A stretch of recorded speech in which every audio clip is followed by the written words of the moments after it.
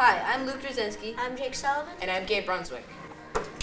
Catch us on GPS 19.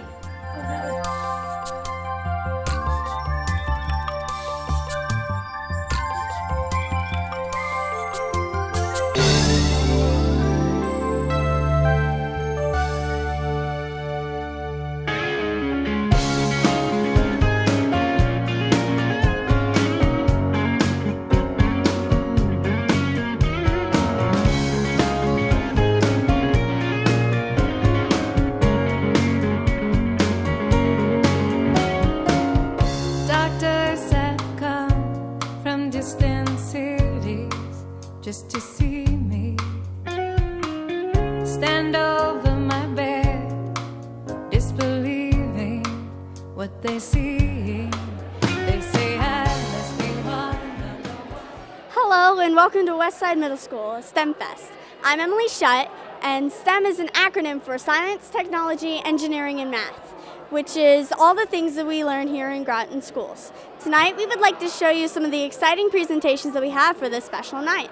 First, let us introduce Miss Amy, and she's one of our teachers and the organizer of STEM Fest 2016. Hi, would you like to explain how this event and presentations we see here? Sure, we have displays all over Westside Middle School tonight. We have hands-on demonstrations, and we have presentations in lots of the classrooms. It's all over the school.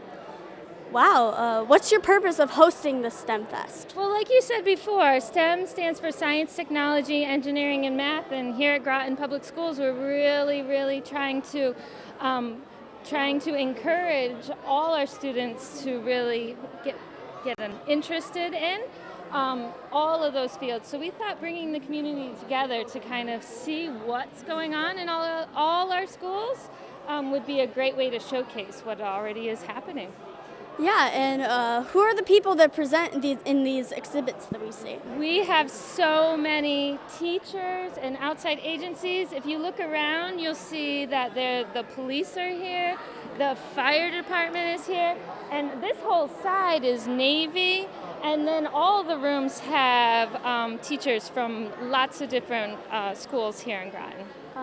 What do you hope that your students will get out of this experience? Well, to have fun, right? STEM is so much fun. Most of the time you don't even know that you're learning. So if we can get our students to have fun and learn a little at the same time, I think we've done a good job. Thank you for organizing this special night. It must have taken a lot of work. The students here in Groton really appreciate everything you do. Thank you for coming.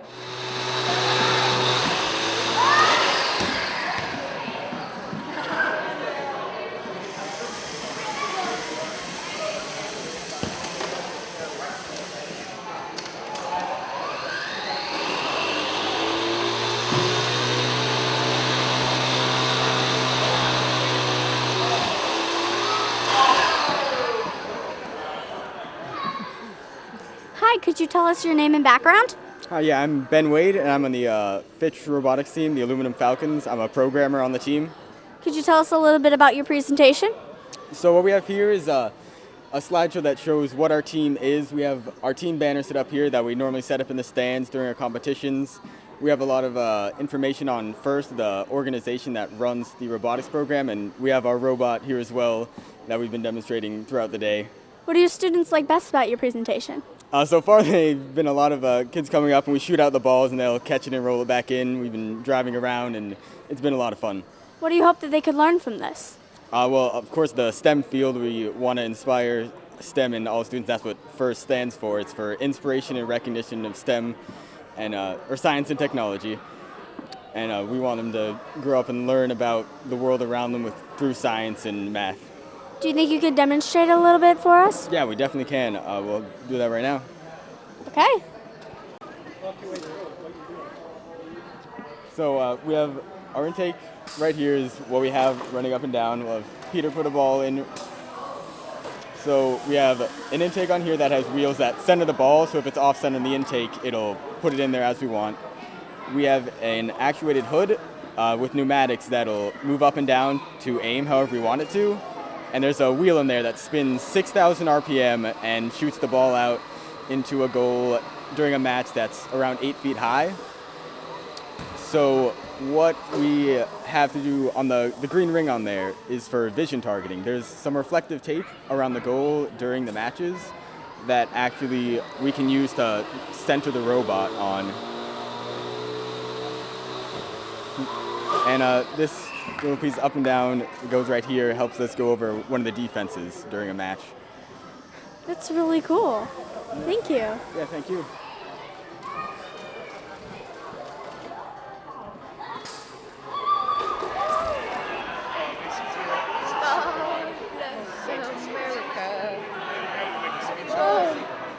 I'm going to keep on looking.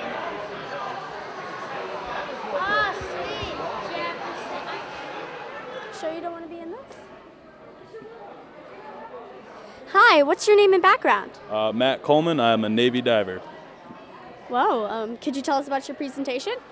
Well, right here we have the Mark V dive helmet. It's been around for a long time. They stopped diving it in 1985, and this is the updated version right here. It's the KM37, and then over here is the Mark 20, which we dive all the time underneath subs down at Groton today. Wow, what do your students like best about your presentation? Say that again? What do your students like best about your presentation? I think they like putting this on, and then they can hear themselves talk. Put that on. Oop, should be on. Sorry. Little example. How do you hear me? Loud and clear. How me? I got you the same. That's really cool. Would you like to try it on? Okay, I would love to try it. All right, just gotta sit down in that chair real quick. Just look up a little bit. All right, try talking. Hello. Hi. Hi. How do you hear me? Loud and clear. All right, we're coming up. All right. Okay. All right. That is really heavy. Well, wow, I guess you already just demonstrated it for us. Thank you for coming. This is really cool. Thank you very much for having us. No problem. This is a model of a diesel engine. So see how the piston moves up and down? This is a two-stroke diesel engine, so it does everything in two moves. It goes 1, 2, 1, 2. But the main thing is, as this piece comes up, the piston comes up, it goes fast enough that it compresses the air and heats it. And it's actually so hot that when the fuel's injected into it, it ignites the fuel. And that ignition is called combustion because it's like a little explosion. And as the air heats, it expands and pushes this back down. But these would all be daisy chained, like on a bicycle, you know, when one pedal goes up, the other one goes down. So when this pushes down, it pushes the one next to it up. And so then that one has fuel squirted into it, and they go back and forth as long as you have fuel. One way to show you how that works, take this thing. Hi, what is your name and background? My name is Ben Moon, and I am the STEAM, or STEM and Art Specialist at Catherine Kolnaski STEAM Magnet School here in Groton. Cool. Would you like to show us your presentation? Sure. So our school has two tables. This is one of them. And this table shows a little bit about our student robotics program. This year at our school, we're doing robotics for all students in grades 2 through 5. So this Ferris wheel over here is a creation that one of our third graders built using Lego We-Dos. And so they learn a little bit about building, and then they learn a little bit of computer science, and they work in this coding environment. So this is for our second and third graders.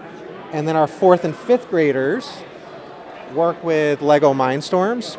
So the robots are a little bit more sophisticated. The building's a little bit more complex, and they learn another level of computer science and coding. That's cool. Do these actually work and move? They actually do move, yeah. So if you take a look at our Ferris wheel, if we start with a start command and a motor move command, and we play it, it makes our Ferris wheel run. That's really cool. What do you hope your students can learn from this? So we try to do a couple things. We want students to know about computer science. It's a way for them to engage with school. It gives them something fun to look forward to. And we also hope that it kind of turns kids on to STEM careers and maybe study some more about math and computer science and maybe even have a job in STEM someday too. So. Thank you so much for coming. Thank you very much. It was good to talk to you. Really cool. Are you free? Are you awake? What's going on here? Can you cry for me? I have to tell you, I'm a little less calm if you're in it. Yes. That's how we practice at Boy Scouts. You're going to be an Eagle Scout too.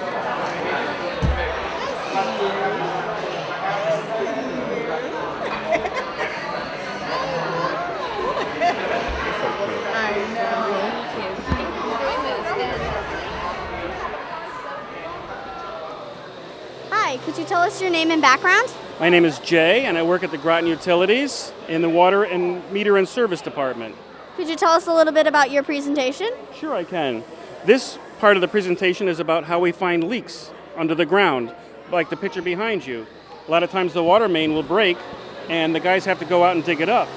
But if they don't know where the leak is, sometimes they could dig up 3 or 4 different holes. This is a very expensive piece of equipment that's like sonar, and it'll listen to 2 different areas of the water pipe and tell us where the constant sound is, and that's the leak. That's what this part of the demonstration is about. And this is more about water conservation. We like to tell people about water savers. You see this shower right here? We show them the difference between the 2 different shower heads. I try to let the kids guess, and most of the times they guess pretty good. And then we also have a little thing here where we have a drip, and we give them a little drip gauge to see how much water is wasted with just a drip, and it gets into the thousands of gallons every year. And this is a new style water meter that picks up on all that leakage. That's money going down the drain, and we try to teach the parents a little bit about water conservation. But at the same time, there's so much technology inside this water meter now that all this equipment down here is the technology we use. We can actually go back 96 days and tell you how much water you used every hour for 96 days. And we've helped a lot of people that have really high water bills through this great technology because they can't find the leaks, but we can tell them exactly when the water was leaking, and it's awesome. So we're just demonstrating everything we do at the water department and all the new technology we have. Wow, what do your students like most about your presentation? Well, they like the water, for one thing. They like the activity of the water. They also like the technology part, what the computer is, the computerized stuff and the wireless stuff. And they also love this big story about the digging up in the road with the water main breaks and things like that. But they all seemed very interested today. What do you hope that your students could learn from this? Well, number one, we'd like to let them know that when they see us out in the street working, Groton Utilities, they know what we're doing. They're saying, I know those guys. They showed us what they do. And also the people that have houses, that all this stuff is inside their house, they can go home. I give each kid a drip gauge, and now they can go home and yell at their parents about dripping faucets and see how much water they're wasting. So they all got a lot out of it that way, too. Wow, could you demonstrate anything? I could if you'd like to. Yes, please. For instance, this is the water saver. Which one do you think is going to use the most water? I think that one. Well, let's see if you're right. And I let the kids turn it on so they're part of the activity. And it's pretty obvious in only a matter of seconds, and you were correct. That is the correct one. It's quite a big difference. So that tells them to save a little bit more water than they're using. And if I step back over towards you, these are the drip gauges we have. And be careful because sometimes this squirts out a little bit. But we have a little drip going, just like that. So we take this drip gauge and you just hold it under there for 5 seconds. 1 1,000, 2 1,000, 3 1,000, 4 1,000, 5 1,000. That's a pretty hefty drip. You don't have a drip that bad normally, but that's not a lot of water, is it? But in reality, it is about 75 gallons a day, that little bit amount of water. And in 1 year, it's almost 30,000 gallons. That's the size of a large swimming pool. Whoa. And they pay for it because it goes through the water meter. So the parents like to fix the leaks if they can. It's all about water conservation and saving water and money. Yeah. So that's my little demonstration. Thank you for coming to STEM Fest. Sure, I appreciate it. Thanks for inviting us. We've both had a great time.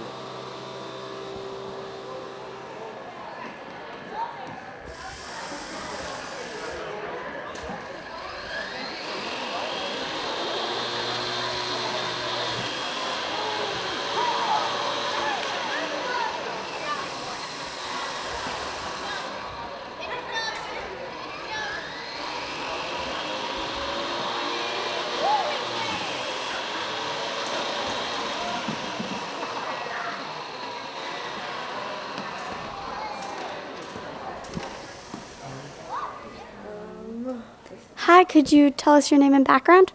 My name is Mr. Mott, and I teach kindergarten at Pleasant Valley Elementary School. Oh, and could you tell us what you're doing here? So what you see here is QR code reading.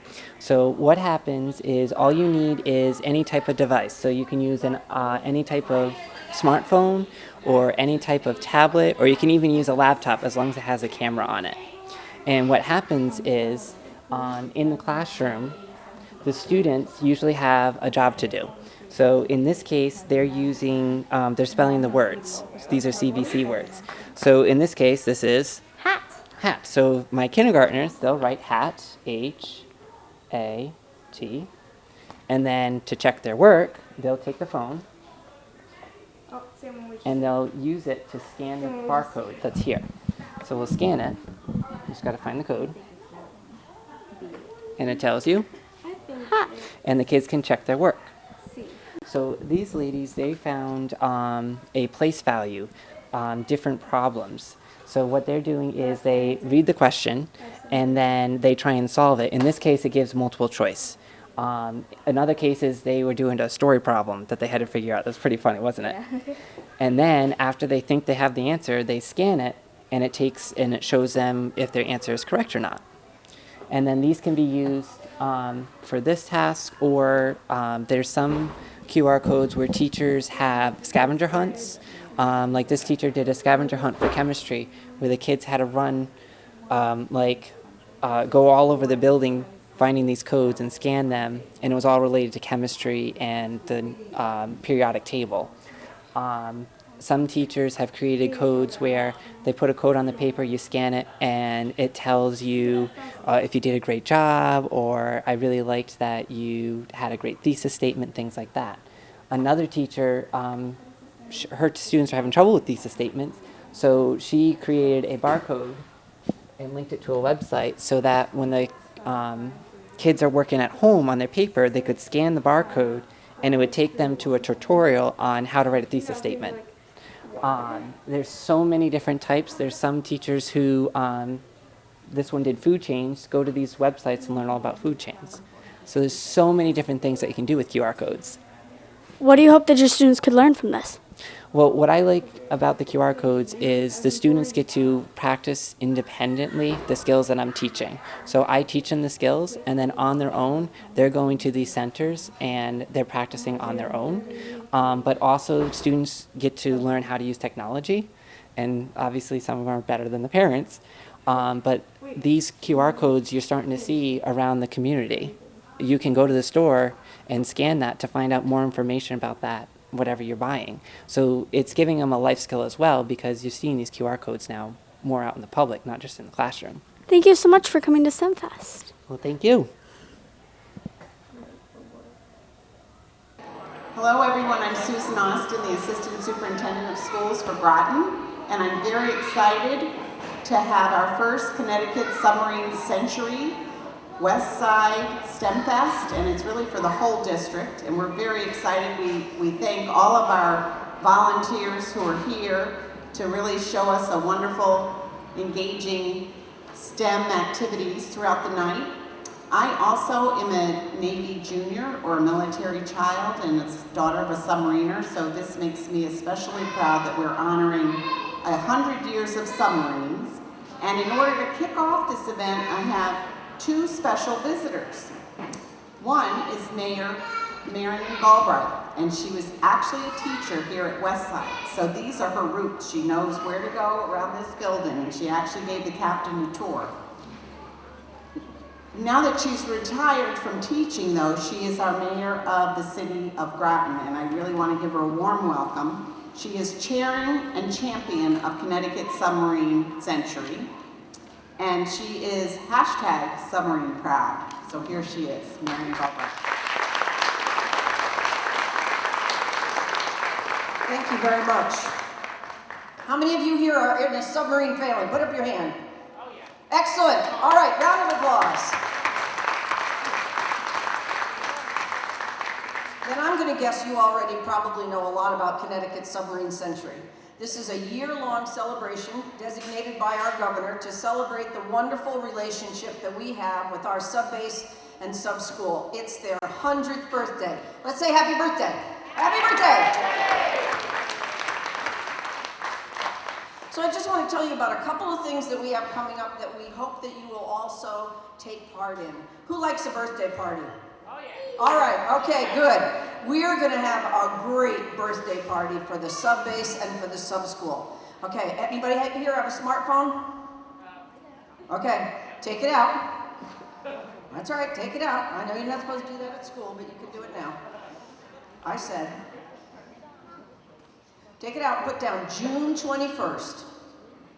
That's the actual birthday for the sub-base and for the sub-school, and we're going to have a big party at Washington Park. It's a free party. It's going to be from 4:30 to 7:30. We're going to have music, we're going to have food trucks, we're going to have the cartels, we're going to have activities, we're going to have raffles, we're going to have t-shirts and hats and all kinds of things. And we just want you to come out on June 21st. So we actually have a whole week of events going on that week, and you can find out about all of the things that are happening that week if you visit our website, which is ctsubmarinecentury.com. But June 21st is the day you want to remember, because we want you all to come out for a big birthday party and sign the birthday banners. So I just want to tell you about a couple of other things. We also have a sub-trail. We have 20 fiberglass submarines that are being painted by artists, and they'll be all over southeastern Connecticut so that you can go and visit them, take your picture with them. And we also have a social media campaign. So how many people here are submarine proud? Put up your hand if you're submarine proud. All right, I like that.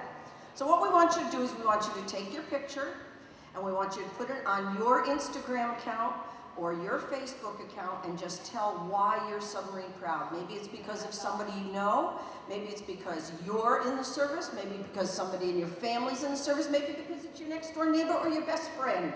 So we want you to put that out on social media. We have a lot of things going on this year. Visit us on Facebook, and thanks very much for all you're doing. I hope you have a wonderful night.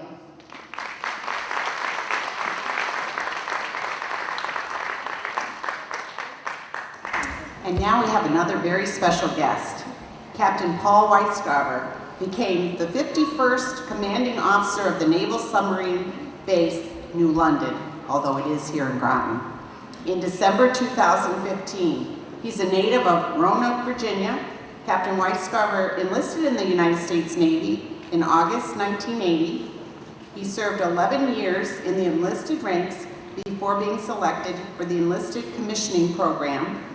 Captain Weisgarber has served aboard ballistic missile and fast attack submarines and commanded the USS Scranton SSN 752.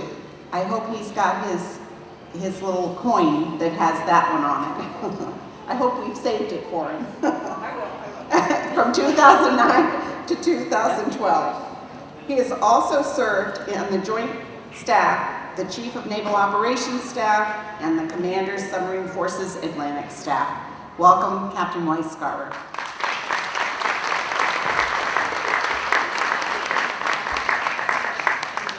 So good evening, everyone, and it's great to be at Westside. You have the unofficial sub-base band, and you are the very reason that the city of Groton has a mayor so closely aligned with making Sub-Century a celebration to remember. So everybody give the mayor a great hand.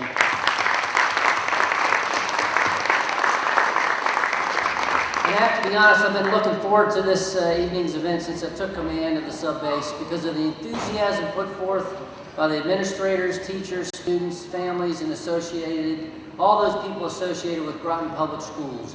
And I have to tell you, every month I meet with the assistant superintendent and the other superintendents around the area, and they've been publicizing this one event for quite some time, so it's an exciting evening. Science, technology, engineering, and math, or STEM, as you guys are here to celebrate tonight, are cornerstones of the submarine force. And I am delighted that you've invited your Navy to join you tonight, and that you're highlighting what is a special year for us. It was in April 11th, 1900, the U.S. Navy purchased what would become USS Holland, our first submarine, for $150,000. That's about $4.3 million in today's dollars. And if you were to watch one of the submarines that's going down the Thames River today, we're talking about $2.5 billion. per submarine. Okay, so within a decade and a half, the Lake Torpedo Boat Company in Bridgeport, founded by Simon Lake, and the Electric Boat Company here in Groton, founded by Isaac Rice and inventor John Holland, will be the foremost submarine manufacturers of their time, and quite frankly, of the world as we know it today. And it was in 1915 of October, the first permanently home-ported submarines, 3 G-class submarines, arrived at what had been a naval yard, storage depot, and a coaling station along the eastern terrace of the Thames River, just a few miles from here. Let me put that in perspective. So 100 years ago, these G-class submarines had a range of roughly 740 nautical miles. 740 nautical miles. Your submarines that you see going down the Thames River today have a range of 30 years. Okay, so let me put that in an even better perspective. On my one deployment I did on Scranton as a commanding officer, I steamed 44,000 nautical miles in one 7-month period. And we do all that without refueling. And all that is because of the great stuff that you see in this room from STEM. And we'll talk about that in a little bit more in detail in just a minute. It was in November of 1915, the first ship built as a submarine tender, the USS Fulton, arrived. And on June 21st, 1916, which we're going to celebrate with the mayor and the sub-century celebration, that Commander Yates Sterling was ordered to assume command of the newly designated submarine base, Naval Submarine Base, New London. So if you're wondering how we got named New London over here, it's because the people in New London actually bought the land over here in Groton and gifted it to the Navy in 1868. So just a little bit of a historic perspective. Sterling was also ordered to establish the New London Submarine Flotilla and the submarine school, and subbase became our nation's first permanent continental submarine base. Connecticut and its citizens embraced those submarines and submarine sailors then, and they still do it today. As the mayor outlined while we were celebrating on the base our centennial, Connecticut is celebrating Connecticut's century as a submarine force. Such a century and centennial would not be possible without all those who helped design, build, and operate one of the most complex and influential marvels of the deep, our United States Submarine Force. And those designers, builders, and operators could not have done what they did without great understanding of STEM. Let me give you a couple examples. Now, Chris Sinden, my PAO, he gave me a couple of examples, but I might throw in a couple more. So they understood Archimedes' principle, the law of physics and fundamentals to fluid mechanics, was the key to the buoyancy. Hey, how can we go down and come up and still float? So I like to make sure that the number of dives that I make are the same number of surfaces that we come up, and that's pretty important to submariners. They worked with Boyle's law, the gas law, stating that pressure and volume of gas have an inverse relationship, to develop diving apparatuses and gear that allows for submarine escape. So today I toured the escape trainer today. We do actual ascents from 44 feet down in the escape trainer all the way up. All the students that go through the school have to participate in that. And then lastly, let's talk about the atom. So this is one of my favorite parts. So when I was taking physics in 12th grade, I had a Navy detailer come in and he described the Naval Nuclear Propulsion Program. Can you imagine taking the potential energy of all that bound up in an atom, and I'm going to inject another neutron into it, and I'm going to split it apart, and I'm going to take all of the kinetic energy produced by those neutrons and the fission fragments, taking that heat, heating up the water, and producing steam that can propel what I described before, 44,000 nautical miles in one deployment. We don't refuel our submarines now for almost 35 years. And all that is because of STEM. So, you know, when you're looking around the room today, think of the amazing things that you can do in your life. Our Navy and nation needs students as young people like you guys today to enjoy and understand STEM and just how important it is for us in the future. How else will robotics advance undersea vehicles? I can tell you right now that the submarine force is developing unmanned vehicles that are tethered from our torpedo tubes that can go out and actually go into people's harbors and take a look while nobody else knows. You know, so that's pretty impressive what we can do with robotics. And we can make it float, and we can make it go wherever we want. How else will new submarines, even more fantastic capabilities that we can't even imagine. So what I like to say is submarines are just a bus that take the capability to wherever we need it. It can do anything, and so can you. I cannot thank all of you enough for all that you're doing to support and promote Connecticut Submarine Century and the Subbase. And again, thanks for having me tonight, and thanks for having the theme of Sub-Century as part of your STEM Festival. Thanks again.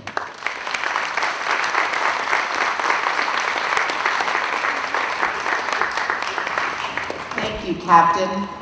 Now we have lots of exciting events I want you all to participate in. There's prizes and Rubik's Cubes that I got for every single one of you to try out. Submarine sandwiches, so make sure you get your map and go all the way around. We also have a group of students doing the StoryCorps. So if you have a story to tell, or you have a parent or somebody special that you want to tell the story about, or some of our volunteer Navy personnel may like to get their story told and sent to the Library of Congress, make sure that you get to the library. We have the dogs, who let the dogs out, and they're in the middle of your courtyard, so make sure you get to everything. And I thank our Fitch Robotics team for being here, and I know you'll want to see that as well. Our band from Westside, I thank them for their wonderful music, and I think we have a chorus who's also going to be performing for us.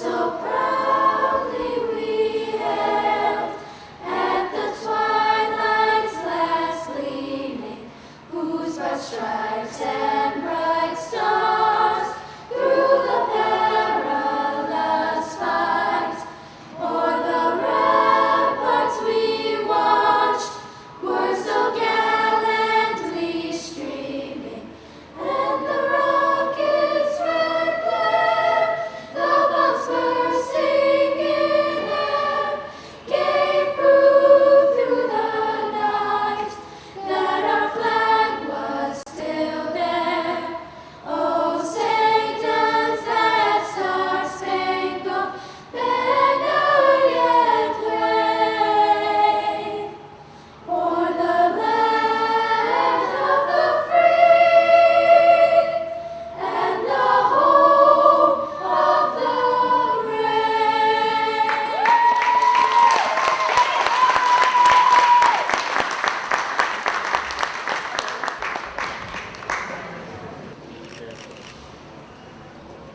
I've been waiting all the day long to see the stars in your eyes.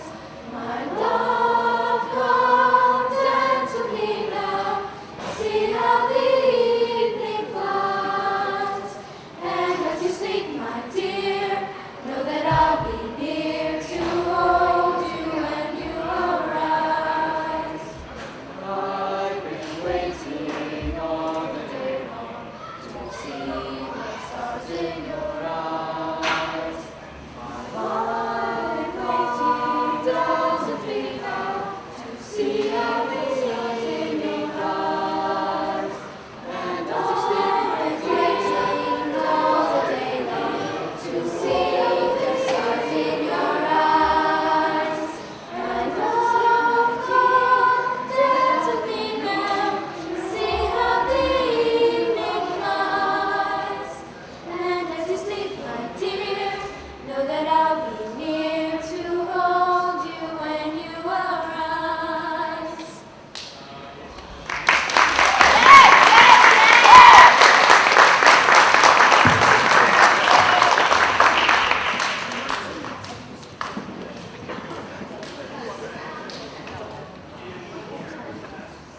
Our next song will be Jonah.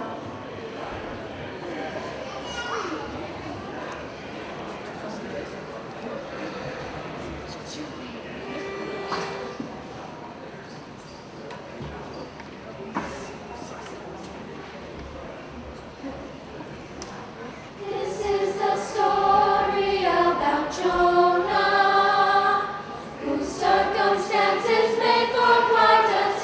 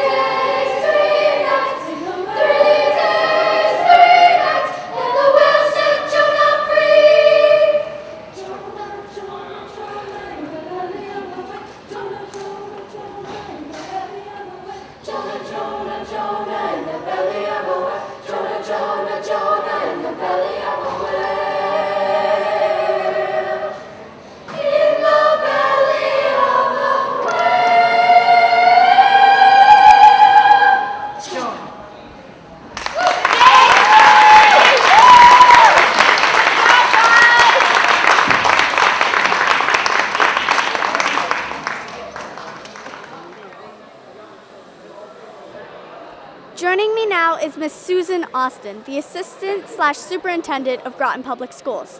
Where did the idea of hosting STEM Fest come from? Well, it was actually a collaboration with a lot of the teachers in the district. We wanted kids to know more about science, technology, engineering, and mathematics.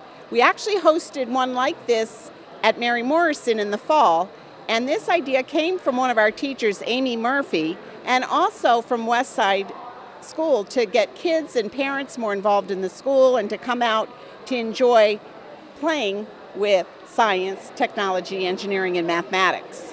Why is it a good community for Groton Public Schools to host these STEM Fests? Well, I think it's a great community for hosting a STEM Fest. We have so many community partners who are very much engaged in science, technology, engineering, and math. For instance, our Navy. And this happens to be the Connecticut Submarine Century, 100 years of submarines in the state of Connecticut. So it just worked out that we could call it CT Sub-Sen STEM Fest. That's how they talk in the Navy. So we thought that between Electric Boat and Pfizer, and you look around the room at all of our partners who practice and play with science, technology, engineering, and mathematics and make money doing it, we thought this was the perfect place to have it. Well, how do Groton Public Schools come into the curriculum? STEM comes into the curriculum, how? Well, actually, in both of our middle schools, we have a STEM coordinator. Do you know that from your school? Yeah. And so the STEM coordinators really work with kids to make robots and to program them, to do some coding, and to integrate all of those skills in one place. So we're really proud of that. We're actually thinking about Westside becoming a STEM magnet school. I don't know if you know this, but wouldn't that be exciting? I'm giving it to you first time. Wow. So we're working on a grant so that Westside will have the STEM component as a magnet, and Cutler will have the arts and humanities, and kids will have choices of which middle school to go to. What do you think about that idea? I think that would be amazing. Do you? I mean, I really like STEM personally. I think it's amazing how all these things come into one and they just help the entire community. And can you imagine having a science class where you were able to do that? You were able to create different products or robots or invent things that made life easier, and that would be your project, and you could research and develop, and that would be your science class. I would love that because the idea to create something and knowing that you did it is amazing. I know. Well, and not that Cutler wouldn't have some of that too, because they have a STEM coordinator, but we're thinking the focus for Westside could be the STEM, and it would be all that kind of wonderful education during the day. Of course, you'd have English and social studies, but it would have an inquiry-based feel, so you would also be researching and developing in those classes too. That's really cool. What are some other unique opportunities that Groton Schools is providing? Oh, Groton Public Schools is just a wonderful place. I'm so proud to be here. The kids are terrific. The teachers are wonderful. We have all kinds of professional development. We actually have Columbia University Teachers College from New York City helping us with writing, and I don't know if you've experienced writing here, but the writing process and the reading, so that the teachers are learning all new skills with that. We also have new science standards that are getting ready to be implemented.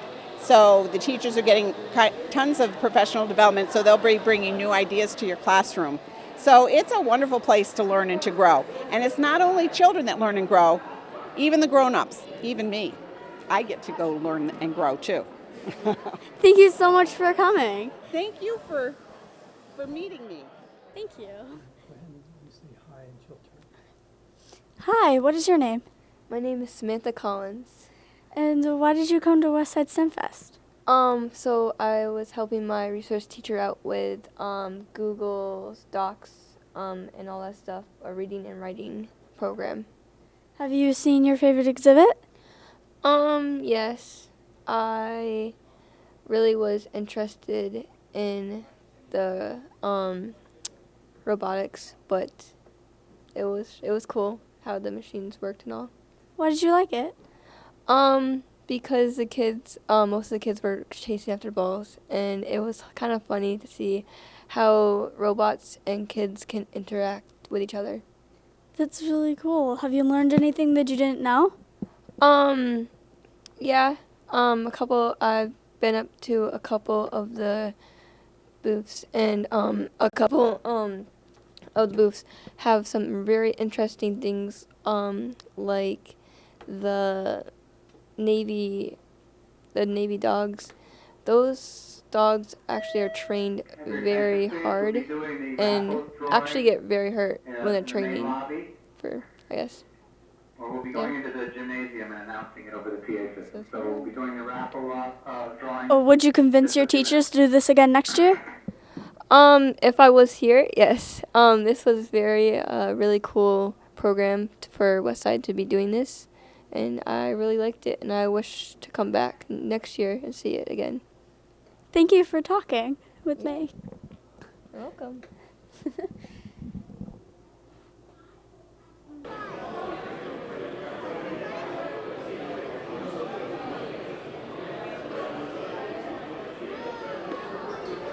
We have another.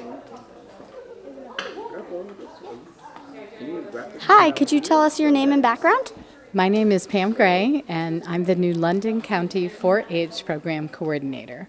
So I've been doing 4-H stuff, which is cows and canning and sewing, but also a lot of science kind of stuff for almost 20 years.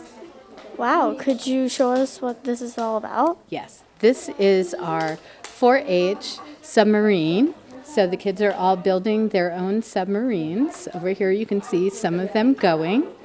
This was part of a program that we did at the base to celebrate the 100 years of the submarine. So a group of kids got together and came up with all different prototypes, and this was our winning prototype. What do your students like most about this? I think probably the most exciting thing is when it goes in the water and it actually works, and the propeller's going, and it's very exciting. Well, what do you hope that your students could learn from this? I think that they're learning a little bit about electricity and how electricity works and using batteries and motors. They're also learning about using ballast and how submarines sink and float and all those exciting things. Well, would you like to demonstrate anything? If you want to take a picture of the ones that people have built already, and they're kind of going around in the water over on the other table, and then here you can see everybody in different stages of putting their submarines together. That's very cool. Thank you for coming. Thank you. Thank you for the invitation. No problem.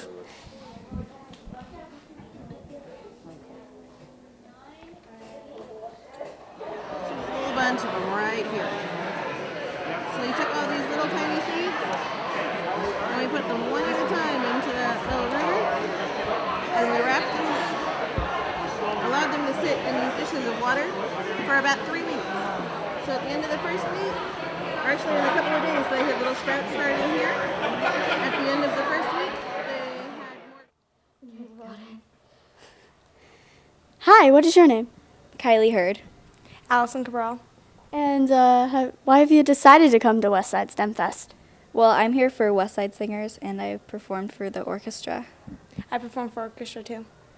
And what has been your favorite exhibit and why? Well, I like this one, and because it's like really interactive, so you can do a lot of things.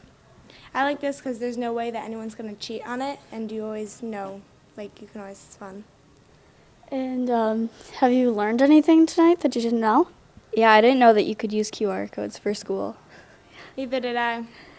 And how would you convince your teachers to do this again next year? It's a lot of fun. Yeah. Show them this exhibit over here. And show them like how it interacts with everything? Yeah. Yeah. Thank you for letting me talk to you. You're welcome. Yeah. Thanks for interviewing us. Yeah. Yeah.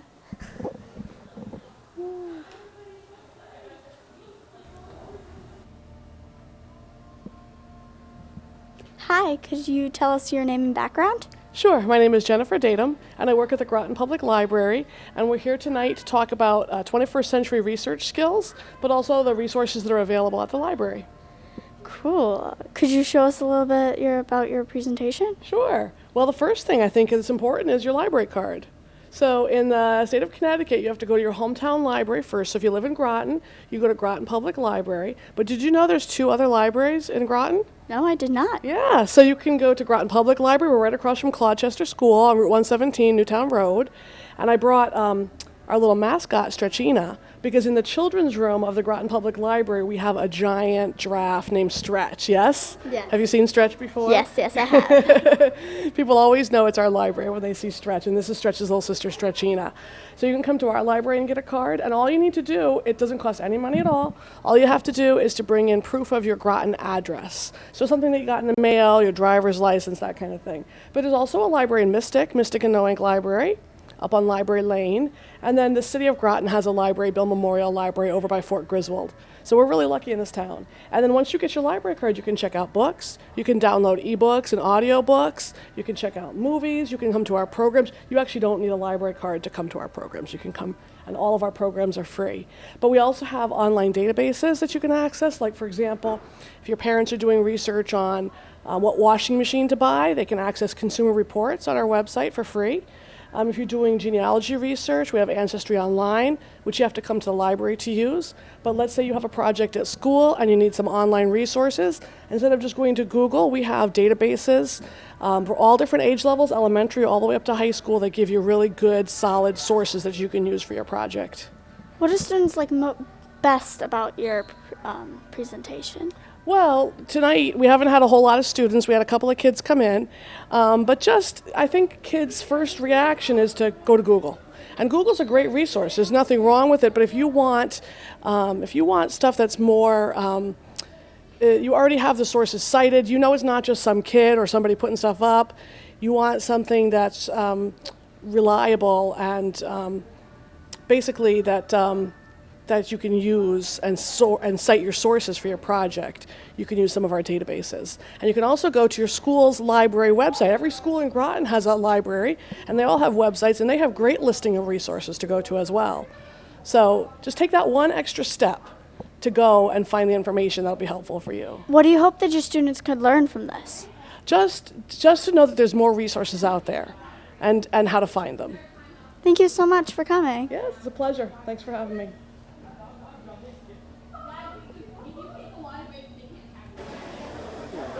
I'm ready. Hi, could you tell us your name and background? Hi, I'm Jessica Bassett, and I'm the lead facilitator of STEPS, Inc. STEPS stands for Striving Toward Empowered Personal Success, and we have an after-school program for Groton and New London middle school and high school girls, teaching them life skills and self-esteem and empowerment. Could you tell us a little bit about your presentation? Sure. So we have a table set up today teaching about how girls to focus on their overall wellness will empower them to be more healthy self-esteem and to branch out and do more things with STEM and to close that gap between men and women who don't go into STEM activities and lessons and stuff like that. What do students like best about your presentation? The girls that are in our program really love that we are really activity and games based, so we always have a lot of fun and do fun activities teaching them things about healthy relationships or body image or anger management and stuff like that. And they love it. They love coming. And they come for a long time. What do you hope that your students could learn from this? I hope that girls will take from this that they don't have to hide in class. They don't have to not raise their hands. That they can be empowered to raise their hands and try things that they might think are too hard, like robotics or something like that in STEM, and that they're more likely to do better in math and science and things like that. Is there anything you could demonstrate for us, or? Not really, but I have this wellness wheel down here. The wellness wheel showcases what we focus our curriculum on, and it is focused on the 6 components of wellness, which are academic and career, social, cultural, intellectual, spiritual, physical, and emotional. And once you have all those healthy, you're more likely to be more empowered and a whole individual. Wow, thank you for coming to STEM Fest. Thank you for having me. She's the cutest and I love her. Thank you, honey. No problem.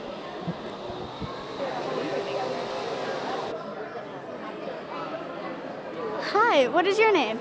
Captain Paul Whitescarver. And What is so important about STEM? Well, STEM's pretty important because as the commanding officer of the submarine base, all the things about science, technology, engineering, and math are what really makes the Navy tick, especially the submarine force. Well, is there anything key important in submarines and STEM? Just about everything we do. If you can think about it, all of our propulsion is nuclear power, so it takes a lot of physics, a lot of mathematics, and a lot of engineering. Just to submerge the ship is all about physics and all about thermodynamics. So the things that you are witnessing around here today are all key components of what makes our Navy the best Navy in the world. Very cool. Thank you You're for welcome. talking with us.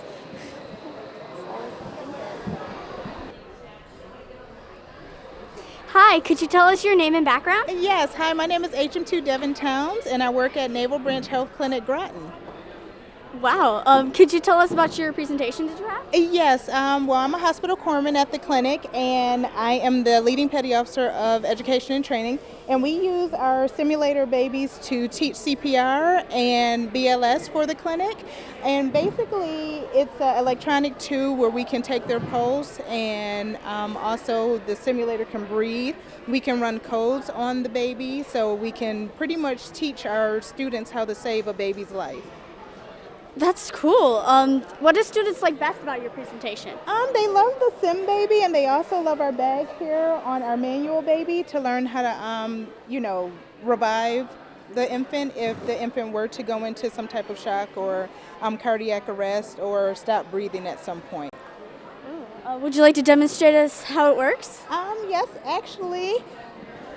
For the simulator baby, unfortunately I can't simulate it because the system is down, but for our manual baby, I'll use my bag here. So of course, for a baby, because their bones are very fragile, you wouldn't do CPR like a regular human, typically like that. But if they had something caught in their throat, what you want to do is turn the baby over, and you'll tap their back 5 times, and then of course you want to always have their neck secure so their neck don't break. Flip them back over, and you're going to do the same thing here to try to revive them. And then you also want to look in their mouth to see if it's anything lodged in there, and you want to tip them to the side and sweep whatever the object is or that may be obstructing their breathing at the time. If the baby stops breathing and don't have anything obstructed in their throat, of course you can also use the bag here. And of course we place it over their mouth and over their nose and gently squeeze to try to give them oxygen so they can start breathing on their own. So that's how we use this training baby as a tool for training and teaching our hospital corpsmen, our nurses, our providers how to save an infant's life. Wow, that sounds very important. It is. Thank you for coming to STEM Fest. Thank you. Thank you for having us. It's very exciting. Yeah, thank you. Thank you.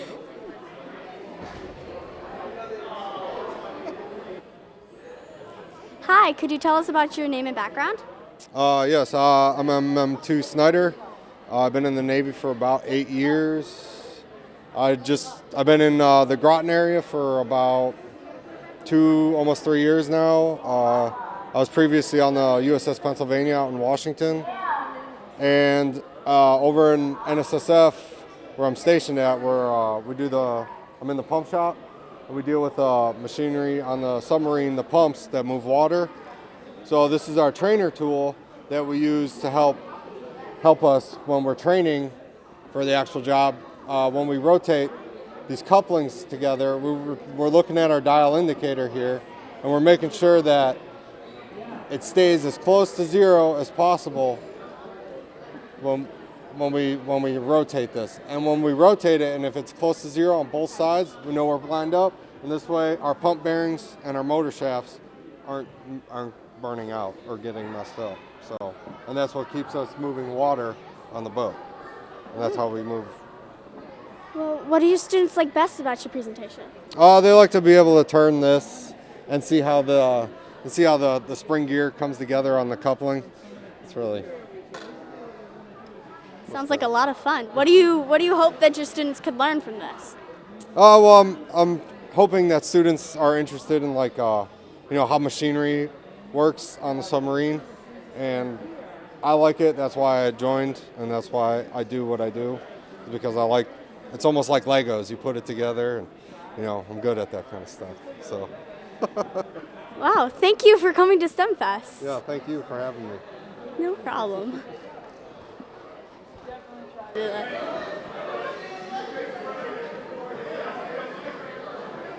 Hi, could you tell us your name and background? Hi, my name is ET1 Sharp. I'm from 67 Alpha. We're the electronic repair facility with Subbase New London. Oh, could you tell us about your presentation? What we have going on here is a 3D printer, and we use it to actually replicate electronic devices to save the Navy as much money as possible. The more money we save the Navy, the more money we save on tax dollars. What do the students like most about your presentation? That we can pretty much make anything we want out of plastic. Wow, what could they learn from this? They can learn how to be resourceful. So instead of spending thousands of dollars on computer parts, we can replace them using a 3D printer and use it only for pennies.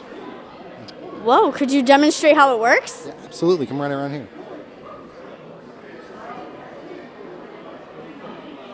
So it uses a plastic filament that heats up at an intruder right here. When it heats up to about 225 degrees Celsius, it becomes malleable, so it can bend at that point in time. Using a 3D program that we have on our computer over here, any model that we want, in this case a little octopus because it's fun, it's able to trace the outlines and make them into honeycomb patterns and build them three-dimensional from there. Wow. Thank you for coming. Yeah, You're welcome. that sounds really, really cool. Very resourceful way. Thank you. You're welcome.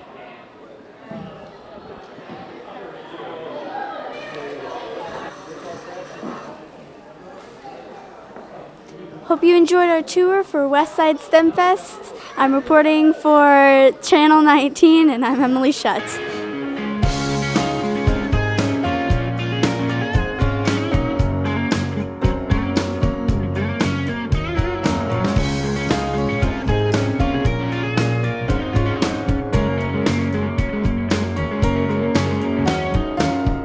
Doctors have come from distant cities just to see me stand over